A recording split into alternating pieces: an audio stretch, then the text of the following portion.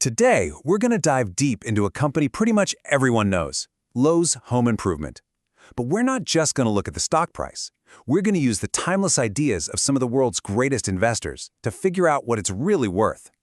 Think of it like this. Is the box selling for less than the stuff inside is worth, or is it a trap?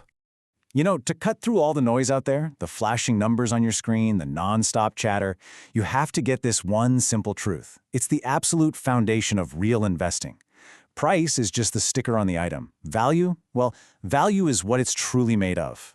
So, let's imagine a plain old cardboard box. On the outside, there's a price tag that says $100. That's the market price. But if you're a smart investor, you don't really care about that tag. You want to know what's inside the box. And let's say what's inside the actual business is worth $150. Well, that's its intrinsic value. Now here's the thing. Unlike a stock price, which you can look up in half a second, intrinsic value isn't something you can just find. It's something you have to figure out for yourself. It's an estimate based on cold, hard economic reality, not what the market's mood is on any given day. Okay, so with that idea locked in, let's get practical. Before we even glance at Lowe's financials, we have to understand that there are only 3 situations you'll ever find yourself in when you buy a stock. This is right at the core of how the masters think. Every single purchase you ever make is going to fall into one of these 3 buckets. First, there's the Holy Grail. Buying below value. That's getting our $150 box for just $100, a true bargain. Second, you can buy it at value, paying $150 for the $150 box. And for a great company, that can be a really smart move. And the third option, well, that's not investing. That's just gambling. And that gap, that beautiful gap you get when you find a real bargain, that has a name, the margin of safety. The best analogy I've ever heard is about building a bridge. If you know a 10,000-pound truck is going to drive over it, you don't build a bridge that can hold exactly 10,000 pounds. No way. You build one that can hold 20,000. That extra strength, that buffer, that's your margin of safety.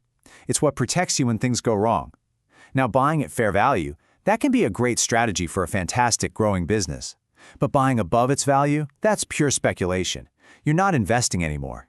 You're just betting that somebody else, some greater fool, is going to come along and pay an even crazier price, and that is not a game we want to play.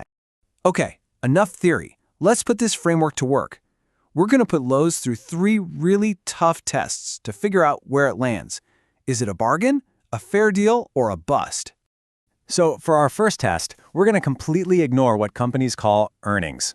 Why? Because earnings can be, they can be fuzzy, easily manipulated.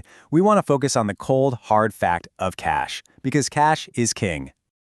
And this number right here, $7.8 billion, that's Lowe's annual free cash flow. That's the actual cash left in the bank after they've paid every bill and maintained every store. This proves that Lowe's isn't what you'd call a treadmill business, one of those companies that has to spend every penny it makes just to stay in the same place. No, this company is an absolute cash-generating machine. So, test 1, passed, with flying colors. All right, let's move on to test number 2.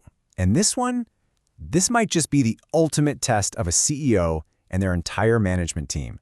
It's all about what they do with the profits they decide to keep inside the company. The question is just brilliant in its simplicity.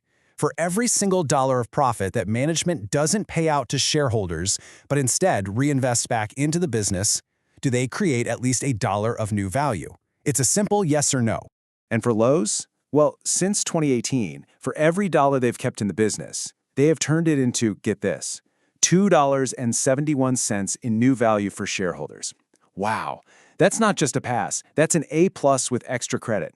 It tells you that management isn't just sitting on your money, they are actively making it grow. Okay, for a final test, we're going to use a really powerful mental tool. It's called inversion. And it just means we're going to flip the whole question completely on its head. See, so far we've been asking what makes Lowe's a good investment. But to be really thorough, to be really smart about it, we have to ask the opposite question. What's its biggest weakness? What's the one thing that could really, truly kill this company? And the answer, in a word, is debt. Lowe's has taken on a ton of debt to fund things like aggressive stock buybacks. It's ballooned to almost $37.5 billion. Think of it like a massive weight chained to the company's ankle. Now, in good times, when the economy's strong, they can drag it along just fine. But if a bad recession hits and their cash flow dries up, that debt suddenly becomes a very, very serious problem. So, let's put it all together. What's the final verdict? On one hand, you've got a fantastic, high-quality machine. It's a massive cash generator with proven management and a powerful moat, meaning it's really hard for anyone to compete with them. But on the other hand, you've got that huge pile of debt, which means the margin of safety is pretty thin. It's not a screaming bargain, but it's not overpriced either. It lands right in the middle. In our scenario 2, a wonderful business at a fair price. And all of this brings us to our final and honestly our most important point. This is where we go beyond the numbers on a spreadsheet and get into the mindset that separates the amateurs from the masters. Just look at these 2 questions. This says it all. The amateur, the gambler, is always asking, will the price go up tomorrow? But the master, the true business owner, asks a totally different question.